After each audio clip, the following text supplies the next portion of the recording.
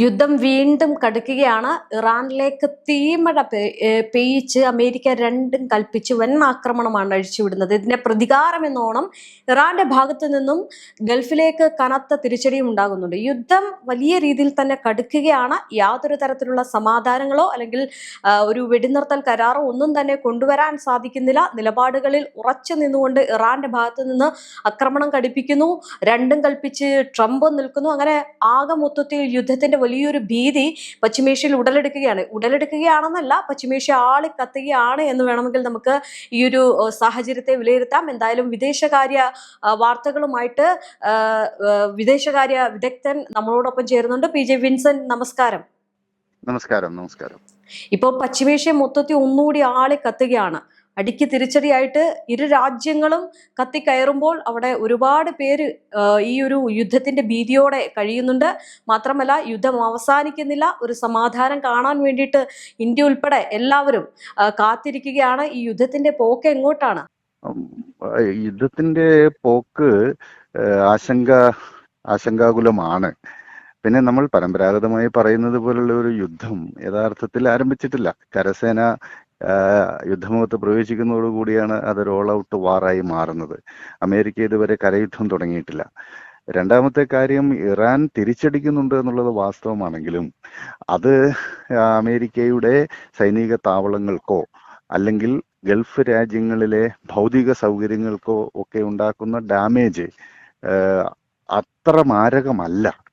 അതേസമയം ഇറാനിൽ അമേരിക്ക നടത്തുന്ന ബോംബിങ്ങിൽ അതിൻ്റെ അടിസ്ഥാന സൗകര്യങ്ങളും അവരുടെ എണ്ണ ശുദ്ധീകരണശാലകളും മിലിറ്ററി കമാൻഡ് സ്ട്രക്ചറുകൾ തുടങ്ങി അതിൻ്റെ ആ രാജ്യത്തിൻ്റെ എല്ലാ മേഖലകളും ആക്രമണമാണ് ഇപ്പോൾ അമേരിക്ക നടത്തിക്കൊണ്ടിരിക്കുന്നത്.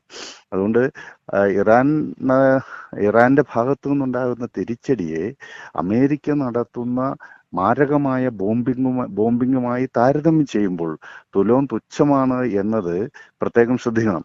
അതല്ലെങ്കിൽ നമ്മൾ ഈ ഒരു വിശകലനം നടക്കുമ്പോൾ അമേരിക്ക അടിക്കുന്നു, ഇറാൻ തിരിച്ചടിക്കുന്നു എന്ന നിലയ്ക്ക് ഈ യുദ്ധത്തെ കാണാനേ കഴിയില്ല. യഥാർത്ഥത്തിൽ ഇറാന്റെ പ്രതിരോധം എന്നത് വളരെ ഫീബിളാണ് എന്ന് തന്നെ പറയേണ്ടി വരും. ദുർബലമാണ് യഥാർത്ഥത്തിൽ.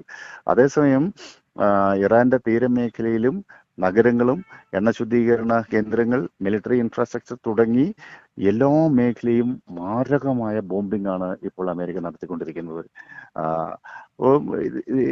റഷ്യയുടെ ഡൂംസ് ഡേ വിമാനം ടെഹ്റാനിൽ ഇറങ്ങിയതായിട്ടുള്ള വാർത്തകൾ സൂചിപ്പിക്കുന്നുണ്ട്. ഇത്തരം വിമാനങ്ങൾ ഒരു ആണവ യുദ്ധമൊക്കെ ഉണ്ടാകുന്ന സന്ദർഭത്തിൽ പ്രധാനപ്പെട്ട ആളുകളെ രക്ഷപ്പെടുത്തുന്നതിന് വേണ്ടിയിട്ടുള്ള അത്തരം അത്യന്താധുനിക സൗകര്യങ്ങളുള്ള സംവിധാനമാണത്. അമേരിക്കയ്ക്കും റഷ്യയ്ക്കും മാത്രമാണ് ഇത്തരം വിമാനങ്ങൾ ഉള്ളത്. അതൊരുപക്ഷെ ഇറാന്റെ പ്രധാനപ്പെട്ട നേതൃത്വത്തെ, നിലവിലുള്ള പരമോന്നത നേതാവ് മുജ്തബ ഖംനെയിനെ അടക്കം ഒരുപക്ഷെ തെഹ്റാനിൽ നിന്ന് രക്ഷപ്പെടുത്തി കൊണ്ടുപോകാനായിരിക്കുമോ എന്ന സംശയങ്ങൾ ഉയരുന്നുണ്ട്. ഇപ്പോൾ സിറിയ പിടിച്ചെടുത്ത സന്ദർഭത്തിൽ സിറിയയുടെ നേതാവ് അൽ ബഷർ റഷ്യയിലേക്കാണ് രക്ഷപ്പെട്ടത്. അപ്പോൾ ടെഹ്റാൻ വലിയ ആക്രമണത്തിന് വിധേയമാകും, അതിനുള്ള സാധ്യതയുണ്ട്. ആയത്തുള്ള അലി ഖംനെയിനെ കൊലപ്പെടുത്തിയതുപോലെ ഇപ്പോൾ നിലവിലുള്ള പരമോന്നത നേതാവും അദ്ദേഹത്തിന്റെ പുത്രനായ മുജ്തബയും കൊലപ്പെടുത്താനുള്ള സാധ്യതയുണ്ട്. അപ്പോൾ ഒരുപക്ഷെ അദ്ദേഹത്തെ സുരക്ഷിതമായി രാജ്യത്തിന് പുറത്തെത്തിക്കാൻ വേണ്ടിയിട്ടായിരിക്കാം ഇറാന്റെ സഖ്യകക്ഷിയായ റഷ്യ അവിടേക്ക് ഡൂംസ്ഡേ വിമാനം അയച്ചത് എന്ന് കരുതുന്നതിൽ തെറ്റില്ല. ഏതായാലും സംഘർഷത്തിന്റെ വ്യാപനം വലിയ രൂപത്തിൽ ആശങ്കയുണ്ടാക്കുന്നതാണ്. അതിപ്പോ സൂചിപ്പിച്ചതുപോലെ ഇറാന്റെ അടുത്തേക്ക് മാരകമായിട്ടുള്ള ആക്രമണങ്ങൾ അമേരിക്ക നടത്തുന്നതിലൂടെ നാശനഷ്ടങ്ങൾ സംഭവിക്കുന്നു, വലിയ രീതിയിലുള്ള പ്രശ്നം ഉണ്ടാക്കുന്നു, പ്രതിസന്ധി ഉണ്ടാക്കുന്നു എന്ന് പറയുമ്പോഴും ഇറാന്റെ ഭാഗത്ത് നിന്ന് ആക്രമണം വീണ്ടും കടുക്കുകയാണ്. അതായത് യുദ്ധത്തിൽ നിന്ന് പിന്നോട്ടില്ല എന്ന് പറഞ്ഞുകൊണ്ട് ഈ ഹോർമുസിലെ നിയന്ത്രണം ഒരാൾക്ക് പോലും വിട്ടുകൊടുക്കില്ല എന്ന് പറഞ്ഞുകൊണ്ട് തന്നെയാണ് ഇറാൻ ഈ ഒരു യുദ്ധത്തിൽ ഇറങ്ങുന്നതും മുന്നോട്ട് പോകുന്നതും. യാതൊരു തരത്തിലുള്ള ഒരു പിന്നോട്ടുള്ള ഒരു വലി ഇതുവരെ ഇറാൻ കാണിച്ചിട്ടില്ല. അപ്പോൾ ഈ യുദ്ധം അമേരിക്ക രണ്ടും കൽപ്പിച്ച് നിൽക്കുമ്പോൾ ഇറാൻ മുന്നോട്ട് കൊണ്ടുപോകുമ്പോൾ എന്താണ് ഒരു മൊത്തത്തിലുള്ള ഒരു കാരണം അല്ലെങ്കിൽ ഒരു രീതി എന്ന് പറയുന്നത്. കാരണം ഈ യുദ്ധം വല്ലാതെ തന്നെ എല്ലാ രാജ്യങ്ങളെയും ബാധിക്കുന്നുണ്ട്. അപ്പോൾ ഈ ഇരു രാജ്യങ്ങളും രണ്ടും കൽപ്പിച്ച് നിൽക്കുമ്പോൾ എന്തായിരിക്കാം അടുത്തൊരു അവസ്ഥ എന്ന് പറയുന്നത്? ഇറാനെ സംബന്ധിച്ചിടത്തോളം അവർക്ക് പ്രതിരോധിക്കാനുള്ള ശേഷിയില്ല. അവരുടെ ആകാശം ഇങ്ങനെ തുറന്നു കിടക്കുകയാണ്. അതുകൊണ്ട് മിസൈൽ ഉപയോഗിച്ചും യുദ്ധവിമാനങ്ങൾ ഉപയോഗിച്ചും ഇറാനിലെ ഏത് കേന്ദ്രത്തെയും ആക്രമിക്കാൻ ഇസ്രായേൽ, അമേരിക്ക അച്ചുതണ്ടിന് കഴിയും. അതുകൊണ്ട് അത്തരത്തിൽ അമേരിക്കയുടെ മിസൈൽ ആക്രമണത്തെയോ അവരുടെ ബോംബിങ്ങിനെയോ പ്രതിരോധിക്കാനുള്ള ഒരു സംവിധാനവും ഇറാനില്ല. അതേസമയം തിരിച്ചടിക്കാനുള്ള വലിയ ശേഷി ഇപ്പോഴും ഇറാൻ നിലനിർത്തുന്നുണ്ട്. അവരുടെ രാജ്യത്തിലേക്ക് വരുന്ന ഡ്രോൺ മിസൈൽ ആക്രമണങ്ങളെ ഒന്നും ഫലപ്രദമായി ചെറുക്കാൻ കഴിയില്ല എങ്കിലും ഗൾഫ് രാജ്യങ്ങളിലേക്കും അമേരിക്കയുടെ സൈനിക താവളങ്ങളിലേക്കും മിസൈലുകൾ, ഡ്രോണുകൾ എന്നിവ ഉപയോഗിച്ച് ആക്രമിക്കാനുള്ള ഇറാന്റെ ശേഷി ഇപ്പോഴും ഒരു പരിധിവരെ ശക്തമായി തുടരുന്നു എന്നതാണ് ഇറാന്റെ തിരിച്ചടി നൽകുന്ന സൂചന. അതോടൊപ്പം ഏറ്റവും പ്രധാനപ്പെട്ട കാര്യം ഹോർമൂസ് കടലിടുക്കാണ്. ശക്തമായ ആയുധത്തിന്റെ പിൻബലമോ അതല്ലെങ്കിൽ ഒരു ശക്തമായ നാവിക സൈന്യമോ ഒന്നും ഇല്ലെങ്കിൽ കൂടി ഹോർമൂസ് കടലിടുക്കിലൂടെയുള്ള നാവിക ഗതാഗതത്തെ നിയന്ത്രിക്കാൻ ഇറാന് കഴിയും. ഇതിനകം തന്നെ കപ്പൽപാത ഇറാന്റെ കരയോട് ചേർന്നുള്ള ഭാഗങ്ങളിൽ വ്യാപകമായി മൈൻ വിതറിയിട്ടുണ്ട്. അതുപോലെ അന്താരാഷ്ട്ര കപ്പൽപാതയിലും ഇറാൻ മൈൻ വിതറിയിട്ടുണ്ട്. അതുകൊണ്ട് ഇറാൻ നിർദ്ദേശിക്കുന്ന പാതയിലൂടെയാണല്ലോ ഇപ്പോൾ കപ്പലുകൾ പലതും കടന്നു പോകുന്നത്. മാത്രമല്ല ഭൂമിശാസ്ത്രപരമായി ഹോർമൂസ് കടലിടുക്ക് ഇറാനോട് ചേർന്ന് കിടക്കുകയാണ്. അതുകൊണ്ട് വലിയ സാങ്കേതിക വിദ്യയുടെയോ സൈനിക സന്നാഹങ്ങളുടെയോ സഹായമില്ലാതെ തന്നെ ഈ ഹോർമൂസ് കടലിടുക്ക് നിയന്ത്രിക്കാൻ ഇറാന് സാധിക്കും. അപ്പോൾ ഇറാന് ഹോർമൂസ് കടലിടുക്ക് നിയന്ത്രിക്കാനുള്ള ശേഷിയെ പൂർണ്ണമായും ഇല്ലാതാക്കി അതിന്റെ നിയന്ത്രണം ഏറ്റെടുക്കാൻ വേണ്ടിയിട്ടാണ് ട്രംപ് പരിശ്രമിക്കുന്നത്. അതുകൊണ്ടാണ് അദ്ദേഹം പറഞ്ഞത് angel of the protector of Hormuz strait എന്ന് ട്രംപ് പറയുകയുണ്ടായി. ഈ ഗാർഡിയൻ ഏഞ്ചൽ എന്നൊക്കെയുള്ള ഒരു സങ്കല്പം ഉണ്ടല്ലോ. അങ്ങനെ ഹോർമൂസ് കടലിക്കിന്റെ ഗാർഡിയൻ ഏഞ്ചലായിട്ട്, കാവൽ മാലാഖയായിട്ട് സ്വയം പ്രതിഷ്ഠിച്ചുകൊണ്ടാണ് അവർ യുദ്ധം നടത്തുന്നത്. അപ്പോൾ ഇറാനിലെ ഭരണകൂട മാറ്റമോ ഇറാന്റെ മിസൈൽ പദ്ധതി അവസാനിപ്പിക്കലോ ഇറാൻ ആണവ രാജ്യമായി മാറുന്നത് തടയുകയോ എന്നൊക്കെയുള്ള ലക്ഷ്യങ്ങളിൽ നിന്ന് മാറി ഇപ്പോൾ ഹോർമൂസ് കടലിടുക്ക് ഏറ്റെടുക്കുക എന്നതിലേക്ക് അമേരിക്കയുടെ ലക്ഷ്യം മാറിയിട്ടുണ്ട്.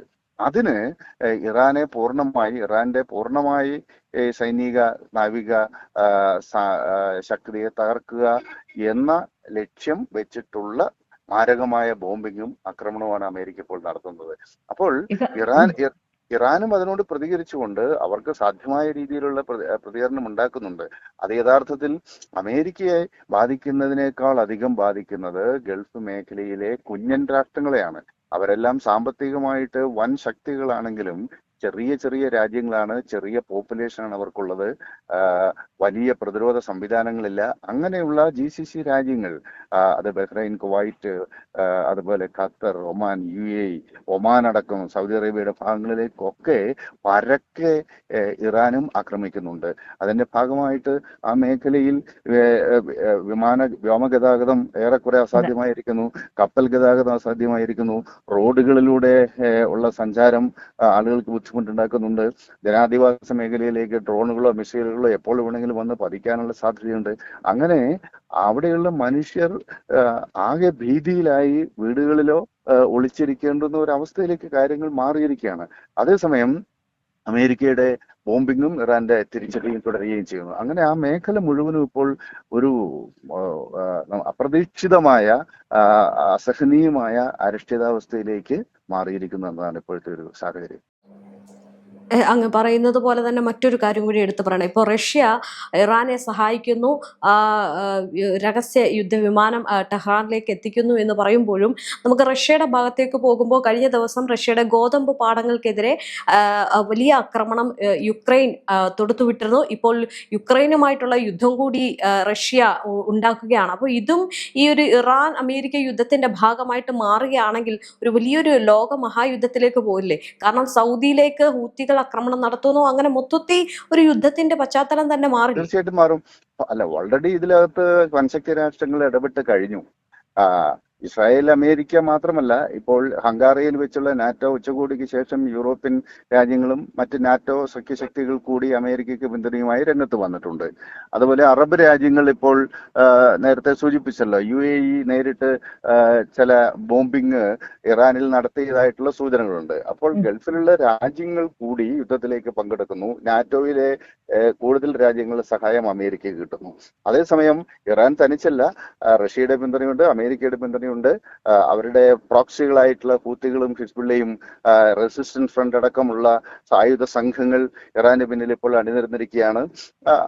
അതോടൊപ്പം നോർത്ത് കൊറിയയുടെ പിന്തുണയുണ്ട്. ഇതെല്ലാം വരുമ്പോൾ ഓൾറെഡി ഈ സംഘർഷം അന്താരാഷ്ട്രവൽക്കരിക്കപ്പെട്ടിരിക്കുന്നു. ഇവിടെ പക്ഷെ റഷ്യ നേരിട്ട് ഇറാനെ സഹായിക്കാൻ പറ്റുന്ന ഒരു സാഹചര്യം നിലവിലില്ല.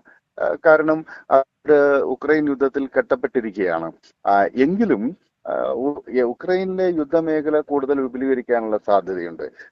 കഴിഞ്ഞ ട്രംപിന്റെ ആഭിമുഖ്യത്തിൽ ഒരു താൽക്കാലികമായ ധാരണയിൽ ഉക്രൈനും റഷ്യയും എത്തിയിരുന്നു. പക്ഷെ ആ ധാരണ ലംഘിച്ചുകൊണ്ട് സാമ്പത്തിക സ്രോതസ്സുകൾ തകർക്കുക എന്ന ലക്ഷ്യം വെച്ച് റഷ്യയിലെ എണ്ണ ശുദ്ധീകരണ ശാലകളിലേക്ക് കഴിഞ്ഞ ഒരു മാസത്തിനുള്ളിൽ എത്രയോ ഡ്രോൺ ആക്രമണങ്ങളാണ് ഉക്രൈൻ നടത്തിയത്. അതിന്റെ ആ ഒരു പശ്ചാത്തലത്തിലാണ് ഇപ്പോൾ കീവിനെ മുഴുവൻ കത്തിക്കുന്ന രീതിയിലുള്ള മിസൈൽ ആക്രമണത്തിന് പുടിൻ ഉത്തരവിട്ടിരിക്കുന്നത്. അവിടെ വേറൊരു സംഗതി ഉള്ളത്, ഉക്രൈൻ റഷ്യ യുദ്ധം ഇതുവരെയുള്ളത് ഒരു ഫ്രണ്ട്ലി ഫയർ എന്ന നിലയ്ക്ക് നമുക്ക് കാണാൻ സാധിക്കുകയുള്ളൂ. റഷ്യ അതിന്റെ മാരകമായ ആയുധങ്ങളോ അവരുടെ മിസൈൽ ശേഷിയോ ഒന്നും അങ്ങനെ ഉക്രൈനെതിരെ ഉപയോഗിച്ചിട്ടില്ല. അപ്പം നിലവിൽ നാറ്റോ സഖ്യം ഉക്രൈന് ശക്തമായ പിന്തുണ നൽകുകയും പോളണ്ട് അടക്കമുള്ള രാജ്യങ്ങൾ നേരിട്ട് തന്നെ രംഗപ്രവേശം ചെയ്യുകയും ചെയ്തിട്ടുള്ള ഒരു സാഹചര്യമുണ്ട്. അത് റഷ്യയെ പ്രകോപിപ്പിക്കുന്നുണ്ട്. അപ്പോൾ റഷ്യ ഉക്രൈനും കടന്നിട്ട് നാറ്റോ രാജ്യങ്ങളിലേക്ക് കൂടി മിസൈൽ ആക്രമണം വ്യാപിപ്പിക്കാനുള്ള സാധ്യതയുണ്ട്. അങ്ങനെ വന്നു കഴിഞ്ഞാൽ താങ്കൾ സൂചിപ്പിച്ചതുപോലെ ഒരു പശ്ചിമേഷ്യൻ യുദ്ധമേഖലയിൽ നിന്ന് ഒരുപക്ഷെ യൂറോപ്പിലേക്ക് കൂടി, ഉക്രൈൻ വഴി യൂറോപ്പിലേക്ക് കൂടി യുദ്ധം വ്യാപിക്കുകയും അത് വലിയ പ്രത്യാഘാതങ്ങൾ ഉണ്ടാക്കുന്ന മാനങ്ങളിലേക്ക് വളരാനുള്ള സാധ്യതയുമുണ്ട്. എന്തായാലും നന്ദി PJ വിൻസെന്റ്. വിദേശകാര്യ വിദഗ്ധനായിരുന്നു നമ്മളോടൊപ്പം ഈ പശ്ചിമേഷ്യയിലെ യുദ്ധത്തെ പറ്റി സംസാരിച്ചത്. വലിയ രീതിയിലുള്ള ആക്രമണങ്ങൾ നടക്കുമ്പോഴും ഗൾഫ് രാജ്യങ്ങളിലെ ഇന്ത്യയിൽ നിന്നുള്ള പ്രവാസികളടക്കം വലിയ ഭീതിയിലാണുള്ളത്. യുദ്ധം അവസാനിപ്പിക്കാൻ ആര് രംഗത്ത് വീണ്ടും വരും എന്നുള്ള ഒരു ചോദ്യം വീണ്ടും ലോകം ഉറ്റുനോക്കുകയാണ്. സമാധാനം വളരെ അകലെയാണ്.